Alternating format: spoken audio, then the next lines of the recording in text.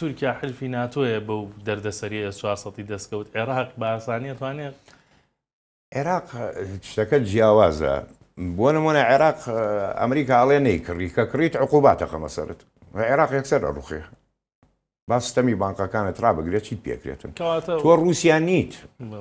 سیستەمێترێتە بێ بەکاری بێنیتن باش کەواتە ناتوانێت بێتە جارێ ناتوانێت بێتە ئەم سیستەمە داوای کردووە و هەتاکو ینی کە رووسیا خۆی داوای کرد کە بیداتێ S400 بداتێ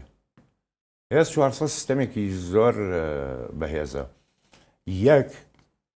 لە 360 دەرەجە ئەتوانێ موشک تێبگرێتن چونکە ڤێرتیکەڵ عامودیە وەستێت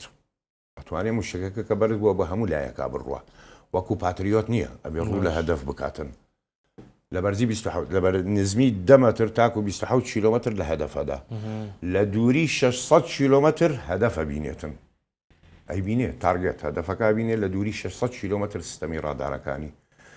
لە دووری 400 کیلۆمەتر ئەتوانێت بکەوێتە شەڕ لەگەڵیە ینی بۆ نمونە من 400 هەبێ لە بەغا پێویست ناکە فڕۆکە ئیسرائیل بێتە سەر لە ناو ئوردنەی خمە خوارەوە